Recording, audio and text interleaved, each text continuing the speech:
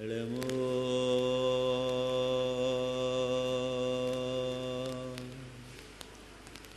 अरिहन्ताणं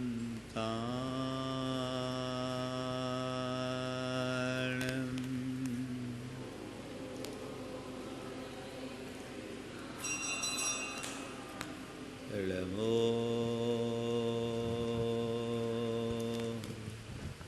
सिद्धायं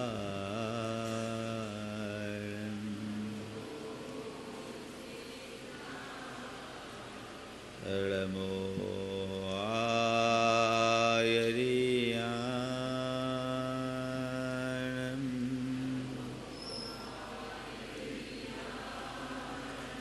नमो उवध्यायानं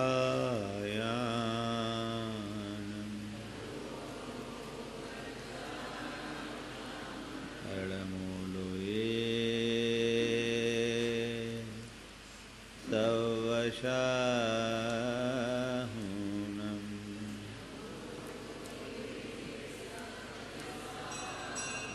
एषो पञ्चनमो यारो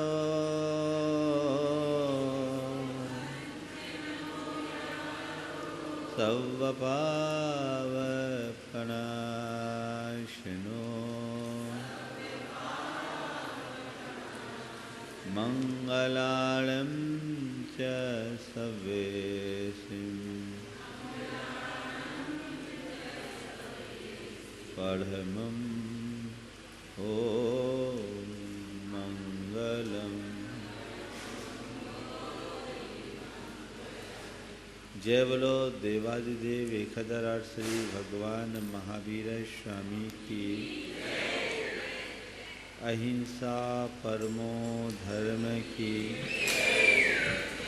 परम पूज्य आचार्य गुरुवर श्री विद्यासागर जी महाराज की। पूज्य मुनिवर श्री प्रमाण सागर जी महाराज की। पूज्य मुनिवर श्री विराट सागर जी महाराज की।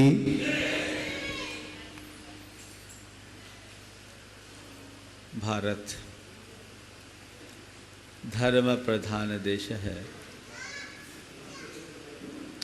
उत्सव प्रियता यहाँ की संस्कृति है। हम प्रतिदिन कई प्रकार के पर्व और उत्सव मनाकर अपने मन को तरोताज करते हैं। पर्व और उत्सव वो संधि है जो हमारे जीवन में एक नई ऊर्जा का संचार करते हैं। आज का दिन बड़ा महत्वपूर्ण दिन है क्योंकि आज की तिथि में एक साथ 2 पर्व घटित हुए हैं। आज 15 अगस्त का दिन है। एक और राष्ट्रीय पर्व है देश की आज़ादी का दिन, और सुबह से पूरा देश जश्न और जुनून में डूबा हुआ है। दूसरी तरफ आज रक्षा बंधन का भी दिन है। हमारे यहाँ कई प्रकार के पर्व हैं। राष्ट्रीय पर्व, ऐतिहासिक पर्व, सामाजिक पर्व, धार्मिक पर्व और सांस्कृतिक पर्व के भेद से। राष्ट्रीय पर्व आज का है। 26 जनवरी को भी राष्ट्रीय पर्व के रूप में देखा जाता है। गांधी जयंती को भी राष्ट्रीय पर्व के रूप में मनाया जाता है। इतिहास में घटित विशेष घटनाओं से जुड़े हुए प्रसंगों को हम ऐतिहासिक पर्व के रूप में लेते हैं। जैन संस्कृति के अनुसार जिस तिथि में श्रुत की संरचना हुई वो ऐतिहासिक तिथि है शुद्ध पंचमी का दिन। तीर्थंकरों के जितने भी कल्याणक है वो इतिहास से जुड़े हुए हैं, वो ऐतिहासिक पर्व के रूप में हम मनाते हैं। बहुत सारे सामाजिक परंपराएं होती है, उस परंपरा के अनुरूप हम लोग पर्व और त्यौहार मनाते हैं। हर समाज में अलग अलग रीतियां हैं और वो सामाजिक पर्व एक प्रकार से सामाजिक चेतना के संवाहक बनते हैं। बुंदेलखंड में एक पर्व है कजलिया, जो इसी रक्षाबंधन के बाद होता है। वो एक ऐसा पर्व है जो जिस व्यक्ति के परिवार में शोक संताप हो उसे तोड़ कर मुख्य धारा में शामिल करने की प्रवृत्ति है। ऐसे अनेक सामाजिक पर्व है। हम लोग अपने धार्मिक कार्यों को संपन्न करने के लिए जो पर्व मनाते हैं, अष्टमी का पर्व है, दशलक्षण पर्व है, या अन्य जो हमारे धार्मिक पर्व होते हैं, वे सब धार्मिक पर्व है जिनमें हम बड़ी रुचि, उत्साह, उल्लास और उमंग के साथ अपनी चेतना को उद्दीप्त करते हैं। सांस्कृतिक पर्व वो पर्व जो हमारी संस्कृति से संबद्ध विशेष घटनाओं से जुड़े, जिन तिथियों में हमारी संस्कृति के साथ कुछ नया जुड़ा है, वो हमारी सांस्कृतिक पर्व के अंतर्गत आता है। हम शमन संस्कृति के इतिहास को पलट करके देखते हैं तो शमन संस्कृति में ऐसी अनेकानेक घटनाएं घटी है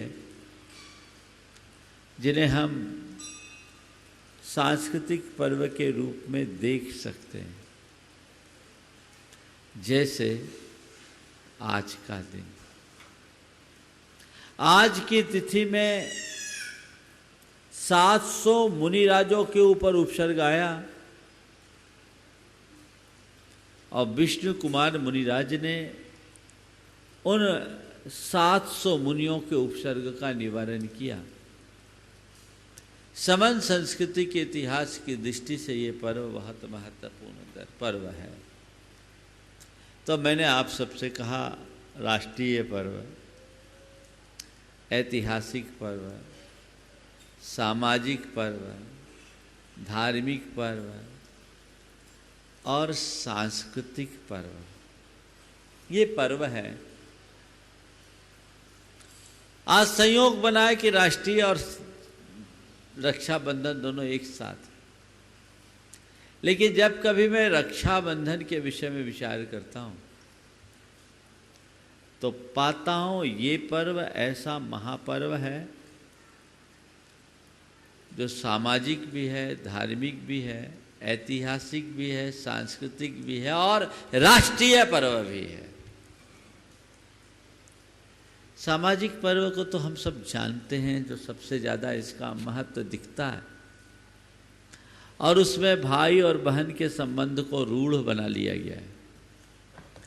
हालांकि रक्षाबंधन केवल भाई और बहन तक सीमित नहीं रहा, वर्तमान में केवल भाई बहन तक ज़्यादा सीमित दिखता है समाजों में, लेकिन ये पारस्परिक प्रेम और न्याय निष्ठा के साथ प्रतिबद्धता का द्योतक है। हमारे यहाँ ब्राह्मण, क्षत्रिय, वैश्य और शूद्र चारों वर्णों के द्वारा राखी बांधने की परिपाटी कभी रही है, जो आजकल लुप्त होते से जा रही है। वो एक दूसरे की रक्षा के प्रति अपनी प्रतिबद्धता और प्रेम की अभिव्यक्ति के प्रमाण स्वरूप बांधा जाता था। इतना ही नहीं, न्याय और नैतिकता के साथ प्रतिबद्धता के लिए भी राखी का प्रयोग किया जाता था। पुराने जमाने में व्यापारी लोग राखी के दिन अपने बाट तराजू पर राखी बांधते थे। अब तो शायद बंद हो गया, चलता है। जो निष्ठावान लोग हैं वो आज भी करते हैं। आ रहा बाट तराजू में राखी क्यों बांधते हैं? कोई बाट तराजू चुरा के न ले जाए इसलिए नहीं, ये न्याय की तुला है, मैं नैतिकता और प्रामाणिकता की कसौटी पर खरा उतरूं, इस प्रतिबद्धता के लिए बाट तराजू पर वो बांधा जाता था। ये राखी का धागा एक धागा मात्र है, लेकिन उसके साथ जुड़ा हुआ संकल्प बहुत व्यापक है। कितनी पवित्र आध्यात्मिकता इसके साथ जुड़ती है। इस कच्चे धागे को कोई स्त्री किसी पुरुष की कलाई में बांध दे, उस दिन से उन दोनों का एक दूसरे के प्रति दृष्टिकोण बदल जाता है। कितनी पवित्रता घटित हो जाती है जिसकी कभी कल्पना नहीं की जा सकती। मेरे संपर्क में एक सज्जन है, देश विदेश घूमते हैं। उन्होंने बताया वो अमेरिका गए तो अमेरिका में चर्चा आई, बोले भारत में महिलाओं की स्थिति अच्छी नहीं है। बोले नहीं, आप गलत बोलते हो, डोंट नो। बोले क्यों? भारत में महिलाओं का जितना सम्मान है उतना कहीं नहीं है, और हमारे यहाँ भारत में महिलाओं के प्रति अपने प्रेम को प्रकट करने के लिए एक दिन रखा गया है, और कोई स्त्री किसी पुरुष के हाथ में एक धागा बांध देती है, उस दिन से उन दोनों का संबंध भाई बहन जैसा हो जाता है। ये पवित्र दृष्टि केवल भारत में है। हालांकि आज राखी तो है, पर राखी के पीछे छिपी हुई अंतर भावनाएं दिनों दिन शुष्क होते जा रही।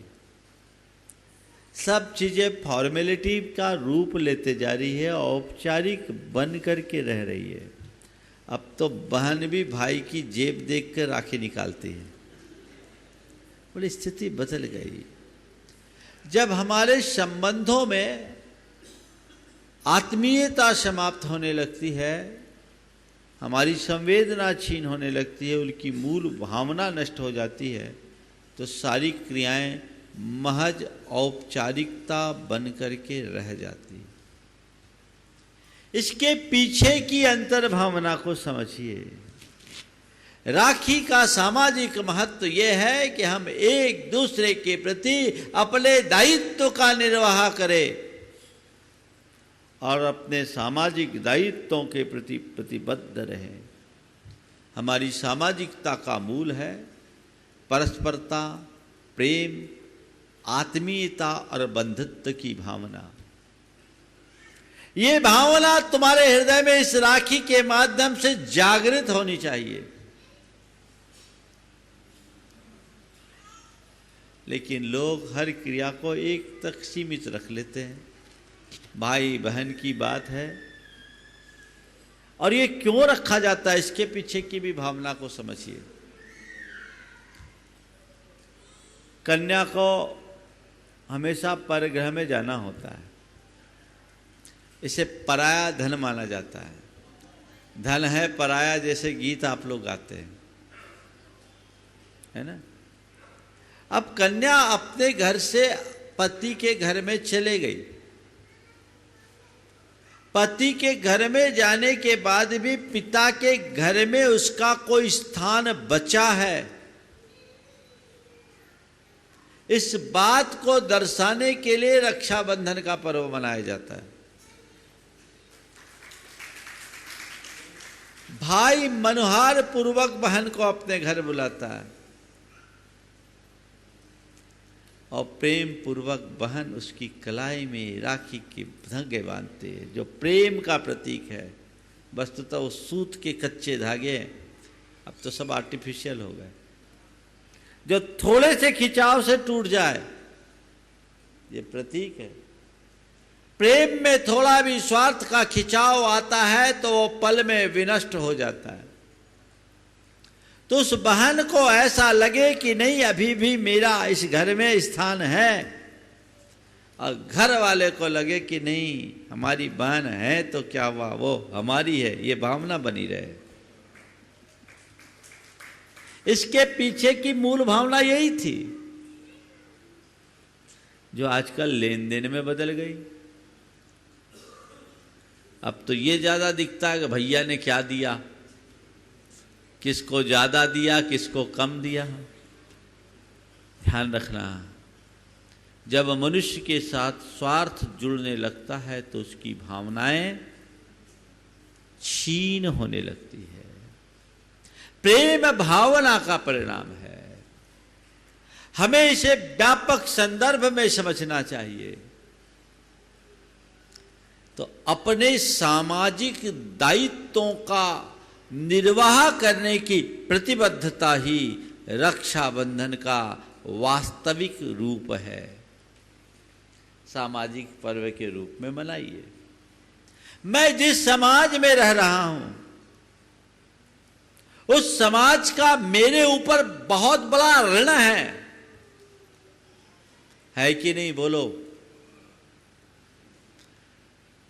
मेरे व्यक्तित्व के निर्माण में समाज का बहुत बड़ा योगदान है। यह समाज ही है जिसके कारण मैं अपनी नैतिकता और मर्यादा की सीमा में बंधा हूं।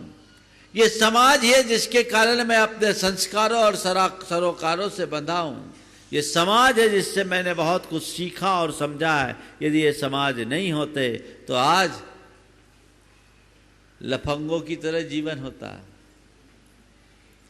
है। योगदान तो तुम्हें समाज ने एक सभ्य मनुष्य बनाया, तो तुम्हारी जवाबदारी है कि समाज की सामाजिकता को संरक्षित रखो। रक्षाबंधन मनाते समय ये सामाजिक दृष्टिकोण होना चाहिए। मेरे द्वारा ऐसा कोई कृत्य न हो जिससे समाज का स्वास्थ्य प्रभावित होता हो। समाज के प्रति रक्षा का भाव हम अपने भीतर जागृत करें। समाज के प्रति रक्षा का भाव होगा कब? जब तुम्हारे मन में समाज और सामाजिक जनों के प्रति प्रेम का भाव होगा। जिनसे प्रेम होता है मनुष्य उनके प्रति पूरी तरह आत्मार्पण करने को तैयार रहता है, और जिनसे प्रेम नहीं होता उनके प्रति कोई मतलब नहीं होता। संत कहते हैं अपने प्रेम को जगत व्यापी बनाओ। आज तुम्हारा प्रेम तुम्हारे खुद के प्रति, तुम्हारे पत्नी के प्रति, तुम्हारे बच्चे और परिवार के प्रति है। ज़्यादा आगे बढ़ा तो कुटुंब तक सीमित है, कुछ व्यक्ति और व्यक्तियों तक सीमित है। इस प्रेम को विस्तार मिलना चाहिए और सुनिश्चित होना चाहिए कि नहीं, मैं सबके प्रति प्रेम का भाव रखूंगा। सबसे मेरी मैत्री की भावना है, मैं इसे व्यापक स्वरूप दूं और उसे की अभिव्यक्ति के लिए प्रथम चरण में समाज में कोई भी व्यक्ति परेशान हो, कष्ट में फंसा है, तो उसके लिए मैं जितना बन सके अपनी शक्ति और परिस्थिति के अनुरूप कोई ना कोई योगदान अवश्य करो। बंधुओं, इस बात को थोड़ा गहराई से समझना। समाज का तुम्हारे ऊपर ऋण है, उस ऋण को चुकाने का यही उपाय है। जब समाज को आवश्यकता हो अपना दिल खोल करके समाज को प्रदान करो, तब तुम आगे बढ़ पाओगे। ये सामाजिक प्रेम है। आज समाज का के ऊपर एक बहुत बड़ी आपदा आई भी है, वो तुम्हारे ही समाज के अंग है। इस घड़ी आपत्ति में फंसे व्यक्ति को सहयोग करना हर व्यक्ति का दायित्व है, और जिसके हृदय में ऐसी उदारता होती है वो दिल खोल करके आगे आता है। लोग कर रहे हैं, आपको भी करना चाहिए। ये सोच अपने हृदय में विकसित होनी चाहिए। उत्तरोत्तर यदि विकसित करेंगे तो हमारा जीवन उल्लसित होगा। तो पहली बात, सामाजिक पर्व के रूप में हम इसे मनाते हैं, तो समाज के प्रति अपनी प्रतिबद्धता हमें जगानी चाहिए। आज का ये पर्व सांस्कृतिक दृष्टि से भी बड़ा महत्वपूर्ण पर्व है। थोड़ा सोचो, आज की इस पर्व की कथा को देखो। विभिन्न धर्मों में अलग अलग कथाएं हैं, मैं उस कथा के विस्तार में नहीं जाऊंगा, लेकिन संक्षेप में कुछ बातें आज आप सबसे कह रहा हूं। जैन संस्कृति के अनुसार रक्षाबंधन कैसे हुआ? धार्मिक रूप से तो आप लोग मनाते ही, पर ये रक्षाबंधन पर्व क्यों मनाते हैं? आप सबको पता है, मैं बहुत साल में कथा सुना रहा हूं।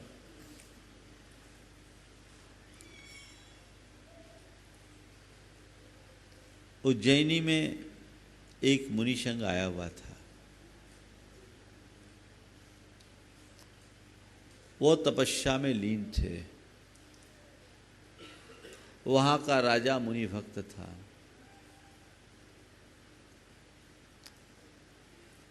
लेकिन उसके मंत्री जैन मुनियों से द्वेष रखते थे। बलि, प्रहलाद, नमुची और बृहस्पति नाम के 4 मंत्री थे।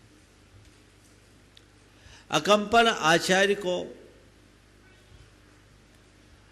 उज्जैनी में ऐसा आभास हुआ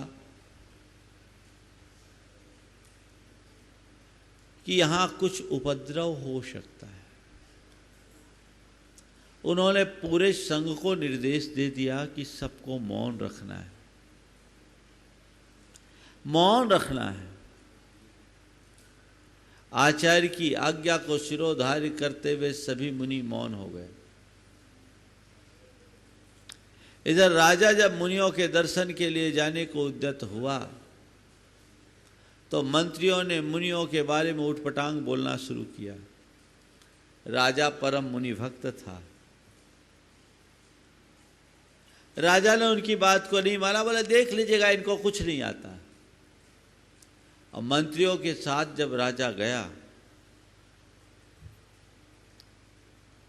मंत्री ने महाराजों से बात करना चाहा, पर सब महाराज मौन। राजा के समक्ष ऐसा प्रकट किया गया कि इनको कुछ आता जाता नहीं, ये सब ऐसी भेषधारी लोग हैं। मुनियों का उपहास और मजाक उड़ाते हुए चले आ रहे थे, क्योंकि महाराज लोग तो सब मौन थे। संयोग से जिस समय आचार्य महाराज ने पूरे संघ को निर्देश दिया था, उस घड़ी में एक मुनि महाराज उपस्थित नहीं थे। वे आहारचर्या के लिए बसती में गए हुए थे। संयोग इधर राजा अपने मंत्रियों के साथ लौट रहा था, उधर से वो मुनिराज लौट करके आ रहे थे और वो बड़े मेधावी और प्रतिभाशाली थे। उनका नाम था श्रुत सागर। अब जब वो आ रहे थे, इधर से ये लोग जा रहे थे, इनने उनका मजाक उड़ाना शुरू किया, बातचीत करना चाहा। महाराज को लगा कि भैया ये क्या बात है। महाराज को गुरु के निर्देश का कोई आता पता नहीं। जब वो महाराज से बात करने को उद्यत हुए तो महाराज ने अपने तर्कों के द्वारा उन सब को धूल चटा दिया। सब पस्त पड़ गए। राजा बड़ा प्रसन्न हुआ, लेकिन वे चारों के चारों अपने आप को अपमानित महसूस कर लिए। जब मानी आदमी अपने आप को अपमानित महसूस करने लगता है तो बड़ा खतरनाक हो जाता है। इधर श्रुतसागर मुनिराज खुशी खुशी अपने आचार्य के पास गए और रास्ते की सारी बातें सुनाई। उन्होंने कहा, महाराज आज मैंने ऐसे ऐसे करा और सबको धूल चटा दिया। महाराज ने कहा, तुमने अनर्थ कर दिया। तुम्हें पता नहीं इस कृत्य से पूरे संघ पर उपसर्ग होगा। श्रुतसागर मुनि तो हिल गए, बोले गुरुदेव ऐसा क्या मेरे द्वारा अनजाने में अपराध हुआ, आप मुझे प्रायश्चित बताओ जिससे संघ बच जाए।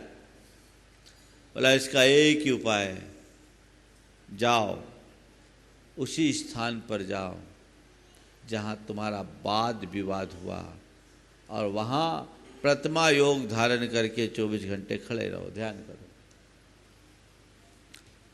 गुरु आज्ञा को स्वीकार करते हुए जंगल में उसी स्थान पर खड़े हो गए। इधर ये चारों के चारों मंत्री जिनके अंदर ईर्ष्या की आग और प्रतिशोध की भावना जल रही थी, प्रतिशोध की आग में जो जल रहे थे, चारों ने तय किया कि रात में इन मुनियों का काम तमाम कर दिया जाए। चारों एकांत में तलवार लेके निकले कि रास्ते में वो मुनि मिल गए। ध्यान में मग्न मुनि को देखा तो कहा पहले इसी को निपटाओ, पहले इसी को निपटाओ। अब चारों ने कहा कौन निपटाए, तो चारों में एक भी तैयार नहीं था कि ये पातक हम अपने सिर पर अकेले लें, डर था अंदर। तो चारों ने तय किया चारों एक साथ तलवार का प्रहार करें, और चारों ने जैसी तलवार उठाई वनदेव ने उनके हाथ को कीलित कर दिया। तलवार उठा रह गया और वो पूरी तरह कीलित हो गए, हाथ हिल ना पाए। उन मुनिराज के तप के प्रभाव से उनके हाथ कीलित हो गए। सुबह हुई, भेद खुला, अरे ये राजा के मंत्री प्रहलाद नमुची बृहस्पति, बलि प्रहलाद नमुची और बृहस्पति है, इसने इतना बड़ा पाप कर्म किया। राजा को सारा माजरा समझ में आ गया, राजा बड़ा कुपित हुआ और उन चारों को अपमानित करके देश निकाला कर दिया। वे वहां से चले गए। थोड़े दिन बाद संघ का भी विहार हो गया। इधर संघ विहार करते करते हस्तिनापुर पहुंचा, और इधर ये चारों के चारे हस्तिनापुर के राजा पद्म को एक राज युद्ध में सहयोग करके प्रसन्न कर लिए और उसके मंत्री बन गए। उन्हें विजय दिलाई तो मंत्र राजा पद्म उन पर प्रसन्न हुआ और कहा कि तुम हमसे कोई भी एक वरदान मांग लो। कहा आप रखो, जब वक्त आएगा तब हम आपसे लेंगे। संयोगता मुनिराज अकंपनाचार्य का 700 मुनियों का संघ हस्तिनापुर में पहुंचा और हस्तिनापुर की नगर की सीमा से बाहर तप में लीन हो गया। राजा बलि आदि चारों को लगा कि बदला लेने का अच्छा मौका है, इनके कारण हमें अपमानित होना पड़ा, आज इनसे बदला लिया जाए। पहुंच गए राजा पद्म के पास कि आपने एक वचन दिया था। हाँ दिया था। बोले आज उसकी हमें आवश्यकता। बोले मांगो, क्या मांगो? बोले कुछ नहीं, 7 दिन के लिए आपका राज चाहते, 7 दिन का पावर आप हमें दे दो। राजा पद्म वचन से बंधे थे, अपना पावर दे दिया। और दुष्ट जब शक्ति से संपन्न हो जाते हैं तो केवल और केवल सताने का काम करते हैं, केवल और केवल सताने का काम करते हैं। उनने उपद्रव करना शुरू कर दिया। कहते चारों तरफ कांटे की बाड़ लगा दी और आग लगाकर जानवरों को होमना शुरू कर दिया। हमने एक यज्ञ कर दिया। भयंकर बदबू और धुआं से महाराजों का एकदम जी घुटने लगा। बाहर निकलने का कोई रास्ता नहीं। मुनि संघ ने इसे अपने ऊपर आया उपसर्ग मानकर सहज भाव से स्वीकार लिया। लेकिन कहते हैं जब धर्मात्माओं पर संकट आता है तो ब्रह्मांड भी हिल जाता है। इसी बीच एक आचार्य ने आसमान में श्रवण नक्षत्र को हिलता हुआ देखा और उनके मुख से निकला हाय ये क्या। वहीं उनके एक शिष्य थे क्षुल्लक, उनने पूछा गुरुदेव रात में कभी आप बोलते नहीं और आज आपके मुख से हाय ये क्या निकला। तो उन्होंने कहा क्या बताऊं, महा अनर्थ हो रहा है हस्तिनापुर में। अकंपनाचार्य आदि 700 मुनिराजों के संग पर भयंकर उपसर्ग हो रहा है, उनकी जान खतरे में। महाराज बताइए उनकी रक्षा कैसे हो। उनकी रक्षा केवल एक ही कर सकते हैं, विष्णु कुमार मुनिराज कर सकते हैं। विष्णु कुमार मुनिराज कर सकते हैं। उनके पास विक्रिया लब्धि है, वह विक्रिया के बल पर अपने शरीर का चाहे जैसा रूप बना सकते हैं। तुम जाओ उनसे निवेदन करो। क्षुल्लक को आकाश में गमन करने की विद्या थी। वो आकाश मार्ग से सीधे बाहु विष्णु कुमार मुनिराज के पास पहुंचा। ध्यान निमग्न विष्णु कुमार महाराज को झकझोरते हुए कहा, महाराज बाहर आइए, महासंकट है। हमारे गुरुदेव ने आपके पास मुझे भेजा है और आप ही इस उपसर्ग का निवारण कर सकते हैं। विष्णु कुमार महाराज ध्यान से बाहर आए, पूरा माजरा समझा, फिर पूछा, अच्छा ये बताओ मैं कैसे दूर कर सकता हूं? बोले मेरे गुरुदेव ने कहा आपके पास विक्रिया लब्धि है, आप अपने शरीर का चाहे जैसा रूप बना सकते हैं। उन्हें पता नहीं था, इतने महान साधक थे, उतनी बड़ी लब्धि उनके पास है, इतनी बड़ी रिद्धि है, उसका पता नहीं। बोले अच्छा? बोले हाँ। उनने अपना एक हाथ फैलाया, मनुष्य लोक के एक छोर को छू लिया, दूसरा हाथ फैलाया, हाथ बढ़ते बढ़ते दूसरे छोर को छू लिया, वापस अपने आप को नॉर्मल किया। कहा ठीक है, अब मैं चलता हूं। राजा पद्म ऐसे तो उनका सगा भाई था, लेकिन बचनों में बंध गया, दुष्टों के चक्कर में फंस गया, क्या कर सकता। सबसे पहले राजा पद्म के पास पहुंचा। पद्म से जब बात की तो कहा मुझसे अनर्थ हो गया, मैं क्या करूं, मैं खुद अपने आप में दुखी हूं, लेकिन मैं 7 दिन का वचन दे चुका, मैं कुछ कर नहीं सकता। विष्णु कुमार मुनिराज ने सोचा यहां समय खराब करने से कोई फायदा नहीं। और राजा बलि जो यज्ञ कर रहा था, उसके पास एक बटुक ब्रह्मचारी का रूप धर करके चले गए, अपने मुनि व्रत को छोड़ा और एक बटुक बौना ब्राह्मण बन करके गए और राजा बलि के पास गए। राजा बलि याचकों को किबिच्छक दान दे रहा था।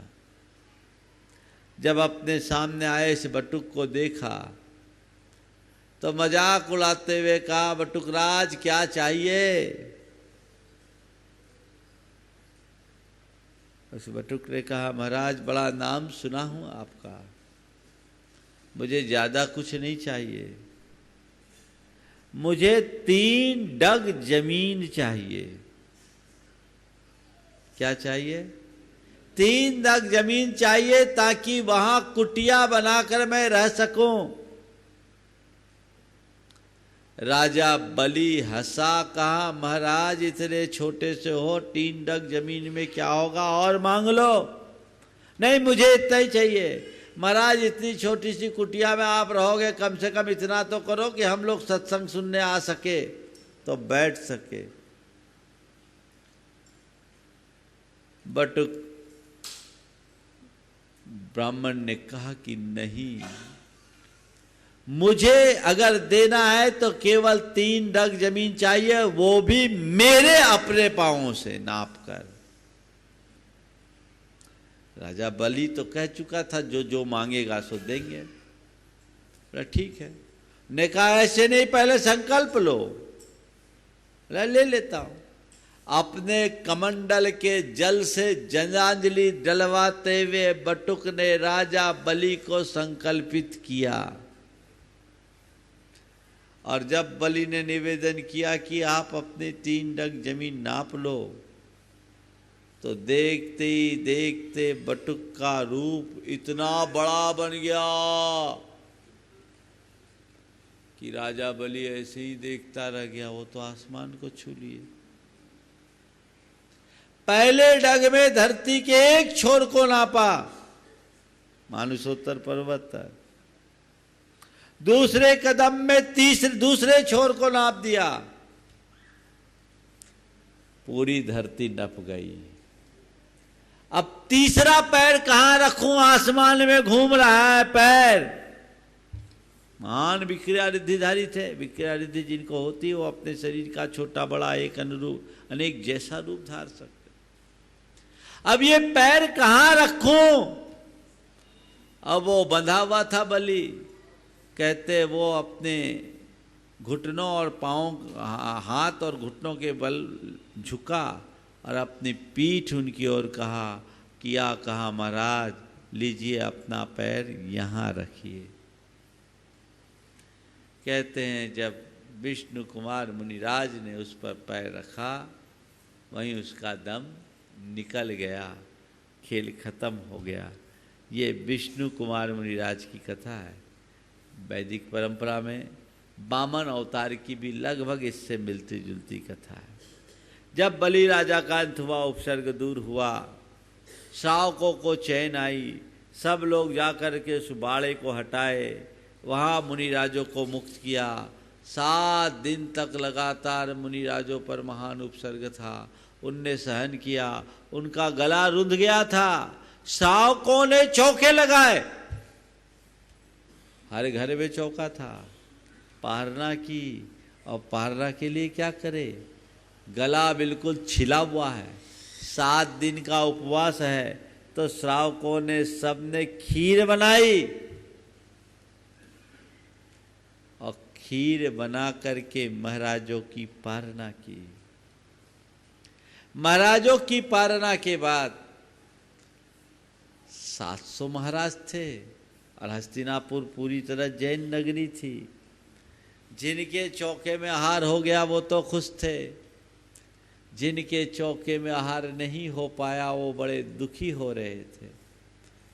तो अकंपनाचार्य ने कहा, नहीं, ऐसा करो, जिनके यहाँ आहार नहीं हुआ वो उनके यहाँ आहार कर लो, जिनके यहाँ आहार हुआ है वे उनके यहाँ आहार कर लो, जिनके यहाँ किसी का आहार नहीं हुआ। और उसे चिन्हित करने के लिए धागा बांधा, जो एक बात का प्रतीक रहा कि हम देव, गुरु और धर्म की रक्षा के लिए हमेशा समर्पित रहेंगे। ये रक्षाबंधन की कथा है। तब से इस श्रावणी पूर्णिमासी को रक्षाबंधन की परिपाटी चली। आज भी बुंदेलखंड में लोग रक्षाबंधन में सबसे पहले मंदिर की राखी को रखते हैं। सुबह की शुरुआत होगी, मंदिर में राखी रखी जाती है, पंचों की उपस्थिति में राखी रखते हैं और देव शास्त्र गुरु के प्रति अपनी प्रतिबद्धता प्रकट करते हैं। मुनिराजों के लिए राखी समर्पित करते हैं, उनके प्रति अपनी प्रतिबद्धता प्रकट करते हैं कि मैं धर्म और संस्कृति के लिए पूरी तरह समर्पित रहूँगा। बंधुओं, रक्षाबंधन के इस अर्थ को हमें अच्छे से समझना चाहिए। इस संदर्भ में एक विशेष बात देखने की है। विष्णु कुमार महाराज का कितना बड़ा त्याग। वो मुनि महाराज थे, ध्यान में निमग्न थे, पर मुनियों पर आगत उपसर्ग को देखकर उनने अपना मुनि व्रत छोड़ा। मुनि व्रत का त्याग करके उपसर्ग निवारण किया। क्यों? उनके हृदय में धर्म से प्रेम था, धर्मी से प्रेम था। वे प्रेम के बंधन में बंधे थे और इसलिए कह सकते हैं कि संयम के बंधन से भी बड़ा होता है प्रेम का बंधन। चाहते तो विष्णु कुमार महाराज कहते, छुल्लक जी काहे हैरान हो रहे हो, वे महाराज सब पहुंचे हुए हैं, सब आत्म ध्यान में मग्न है, उनमें से इतने को स्वर्ग मिलने वाला है, इतने को मोक्ष जाना है, ऐसा कह सकते थे। पर उन्होंने ऐसा नहीं कहा, ऐसा नहीं कहा। क्यों? क्योंकि ऐसा कहते और यदि कदाचित करते तो अकंपनाचार्य आदि मुनिराजों को भले ही स्वर्ग और मोक्ष मिल जाता, अकंपनाचार्य आदि को निश्चित मिलता, क्योंकि वे अपने आप में सुरक्षित थे, अपने आप को असुरक्षित मान ही नहीं रहे थे। ऐसा करने से भले ही उनको स्वर्ग या मोक्ष मिल जाता, पर मोक्ष मार्ग हमेशा हमेशा को बंद हो जाता। एक सच्चे धर्मात्मा को केवल अपने मोक्ष की चाह नहीं होती, अपने साथ साथ मोक्ष मार्ग की भी चाह होती है। तो उनने सोचा, अगर मैं आज चूक जाता हूँ तो मामला गड़बड़ है, अगर आचार्य विष्णु कुमार ने, मुनिराज विष्णु कुमार ने बलि राजा को सबक सिखा करके सबक नहीं सिखाया होता तो क्या होता? उनने बलि राजा को सबक सिखाकर हमेशा हमेशा के लिए मुनियों की बलि को बंद कर दिया। ये तुम्हारा अपना दायित्व है। जब कोई धर्मी और धर्मात्मा संकट में आए, संकट में फंसा दिखे, उसके ऊपर किसी भी प्रकार का संकट हो, विपत्ति हो, तो तुम्हें चाहिए तुम उसके लिए अपना हाथ आगे बढ़ाओ, उसको संरक्षण दो, उसके लिए सहयोग करो। ये तुम्हारा धर्म है। तो ये हमारी सांस्कृतिक परंपरा है। हम उस लिहाज से अपने धर्म का अनुपालन करें, तब हम सच्चे अर्थों में रक्षा बंधन बनाने के अधिकारी होंगे।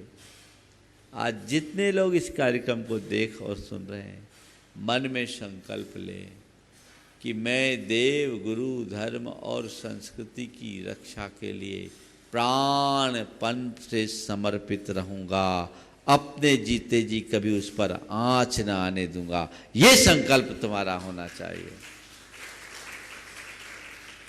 केवल राखी बांधने से कुछ नहीं होगा। मुझे उस पर आंच नहीं आने देना, यह मेरा दायित्व है। बड़े बड़े बलिदानों और कुर्बानियों के बाद हम यहाँ तक पहुँचे हैं, आगे भी आना है। तो हमें चार की तरफ अपनी दृष्टि रखना है। राष्ट्र के प्रति प्रतिबद्ध रहो, समाज के प्रति प्रतिबद्ध रहो, संस्कृति के प्रति प्रतिबद्ध रहो और धर्म के प्रति प्रतिबद्ध रहो। रक्षाबंधन यही बताता है। आज राष्ट्रीय पर्व मना रहे सब, राष्ट्र के प्रति प्रतिबद्धता तुम्हारी होनी चाहिए, राष्ट्र हित सर्वोपरि होना चाहिए। मेरा जो राष्ट्रीय दायित्व है वो मुझे निभाना है। मुझे ऐसा कोई कृत्य कभी नहीं करना जिससे राष्ट्र को नुकसान पहुंचता हो। ऐसी प्रतिबद्धता तुम्हारी होनी चाहिए। आज लोग अपने थोड़े से स्वार्थ के पीछे देश को बेचने के लिए तैयार हो जाते हैं। वो कार्य कभी उचित नहीं। समाज के प्रति अपनी प्रतिबद्धता को बना के रखो। मैं जिस समाज में रह रहा हूं, वहां रहते हुए अपने सभी सामाजिक दायित्वों का निर्वाह करूंगा और ऐसा कोई कार्य नहीं करूंगा जिससे हमारी सामाजिकता नष्ट होती हो, हमारी सामाजिक परंपरा छिन्न भिन्न होती हो या हमारी सामाजिक रीतियों और नीतियों में गड़बड़ियां होती है। सामाजिक प्रतिबद्धता का मतलब ये भी है। केवल समाज में कोई समस्या है तो कुछ रुपये दे देने का नाम ही समाज के प्रति प्रतिबद्धता नहीं। समाज की सही प्रतिबद्धता सामाजिक संहिता को सुरक्षित रखना है। ये प्रतिबद्धता तुम्हारे भीतर होनी चाहिए। अपनी संस्कृति के प्रति प्रतिबद्ध रहिए। अपनी सांस्कृतिक चेतना को जीवित रखते हुए संस्कृति का अलग जगाने के लिए प्रयास कीजिए। अब संस्कृतियों से अपने आप को बचाइए और औरों को बचने का मार्ग बताइए। और धर्म के प्रति प्रतिबद्धता, अपने धार्मिक कर्तव्यों में किसी भी प्रकार की ढील मत होने दीजिए। धर्म को अपने सर्वोच्च प्राथमिकता में रखिए। मेरा जो धर्म है वो मुझे पालना ही है, इसमें मुझे किसी भी प्रकार की ढील नहीं होने देनी है। जिसके हृदय में ऐसी प्रतिबद्धता होती है वो बाकी बातों से रंच मात्र प्रभावित नहीं होता। तो ऐसी प्रतिबद्धता सबको जागृत करे और रक्षा बंधन को साकार करने का प्रयास करे।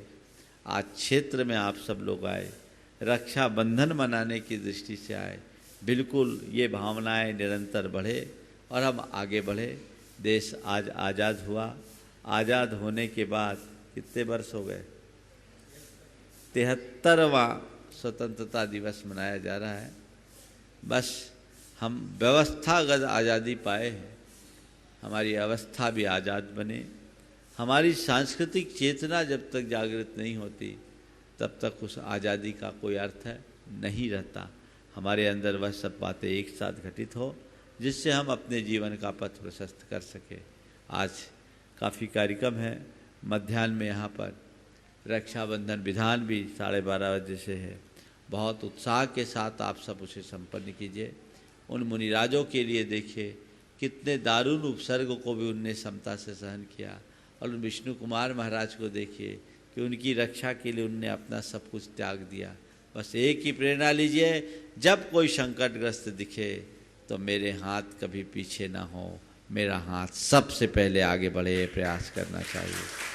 आगे बढ़ेगा तभी काम होगा। बहुत सारे लोग जो इस वर्तमान की त्रासदी को झेल रहे लोगों के समर्थन के लिए अपना हाथ आगे बढ़ाए, लेकिन इसमें किसी का हाथ पीछे नहीं होना चाहिए। मैं पुनः कहता हूँ, हर कोई अपने अपने गांव समाज में मिल करके इसके लिए धनराशि एकत्रित करे और एकत्रित करके वहाँ भेजे, क्योंकि जो अब तक आया है बहुत थोड़ा, ऊँट के मुंह में जीरा बराबर भी नहीं है। त्रासदी बहुत बड़ी है, पर तुम्हारा छोटा सा योगदान भी उस बड़ी त्रासदी से बचने के लिए एक रास्ता प्रशस्त कर सकता है। जिन लोगों ने भी इसमें अपना योगदान दिया है वे शीघ्रातिशीघ्र, जैसा अभी आपको सूचना दी गई, इसे भेजे ताकि समय पर उसे वहाँ पहुँचाया जा सके और उसका सदुपयोग हो सके। और आप सब लोग एक दूसरे को प्रेरित करें, तभी रक्षाबंधन मनाना सार्थक होगा। आज रक्षाबंधन का दिन है। मैंने कल कहा था 2 मिठाई कम खा लेना, अपनी बहन को पैसे कम कर देना, लेकिन इस काम को मत छोड़ना। बहनें भी सोचे कि अब मेरे भाई ने मुझे जो पैसा दिया है वो पैसा मैं अपने साधर्मी भाइयों के लिए लगा दूं तो बहुत बड़ा काम हो सकता है। मेरे लिए इतने पैसे से कुछ नहीं होगा, लेकिन उनके लिए बहुत कुछ हो जाएगा। ये सोच अपने भीतर विकसित कीजिए और सभी लोग इसमें आगे आए। मंदिरों और ट्रस्टों से जुड़े हुए लोग भी अपने सरप्लस पैसे को, उसका एक अंशदान इस मानवता पर होने वाली त्रासदी के निवारणार्थ रखते हैं तो बहुत ही अच्छा कार्य होगा। आप सब उसका अनुपालन करें। इसी स्वभाव के साथ मैं विराम लूँगा। महाराज श्री के श्रीमुख से हम सभी को मंगल भावना सुनने का अवसर मिलेगा। बोलिए परम पूज्य आचार्य गुरुवर श्री विद्यासागर जी महाराज। मंगले मंगले होय जगत में सब मंगलमय होय।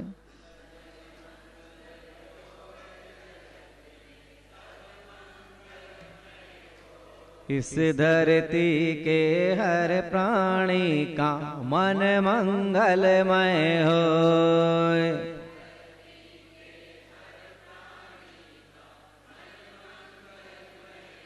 कहीं क्लेश कालेश रहे ना दुख कहीं भी होय।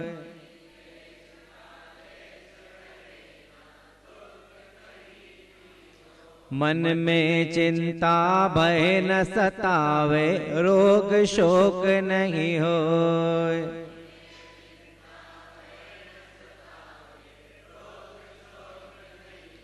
नहीं वैर अभिमान हो मन में, क्षोभ कभी नहीं होय।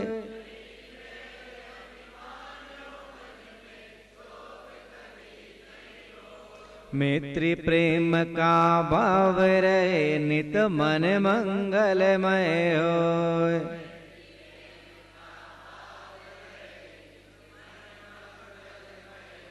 मंगल मंगल होय जगत में सब मंगलमय होय।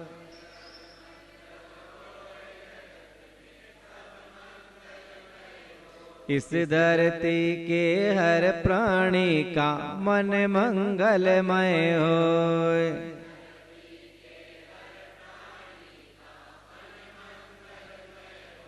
मन का सब संताप मिटे और अंतर उज्ज्वल होय।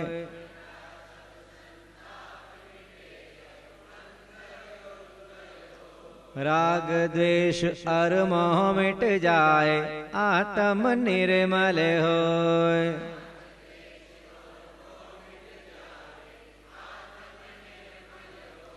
प्रभु का मंगल गान करे सब पापों का क्षय होए।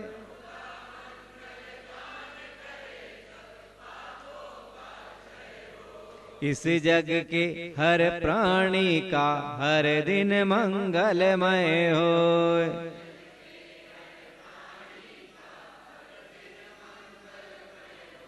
मंगल मंगल होय जगत में सब मंगलमय होय।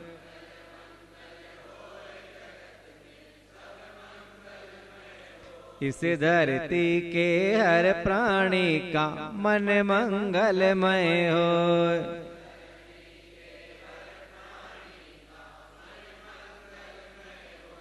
गुरु हो मंगल प्रभु हो मंगल धर्म सुमंगल होय।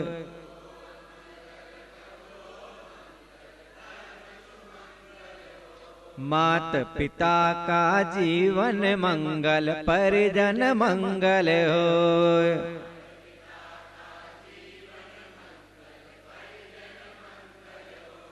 जन का मंगल गण का मंगल मन का मंगल होय।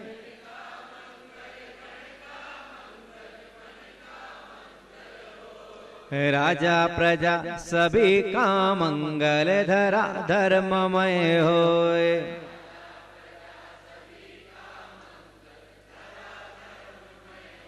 मंगल मंगल होय जगत में सब मंगलमय होय।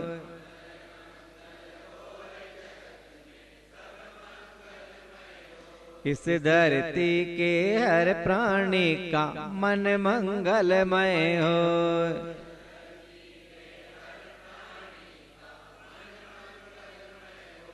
मंगलमय हो प्रात हमारा रात सुमंगल होय।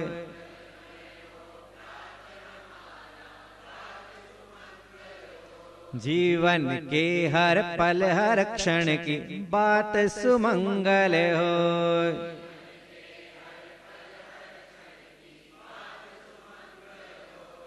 घर घर में मंगल छा जावे जन जन मंगल होय।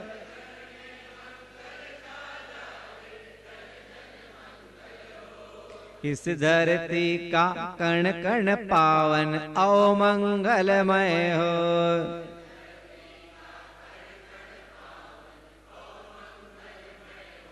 मंगल मंगल होय जगत में सब मंगलमय होय।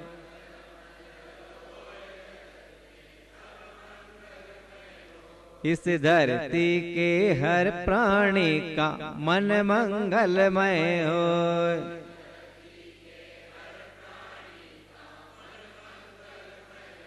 सब जग में मंगल बड़े टले अमंगल भाव है। प्रमाण की भावना सब में हो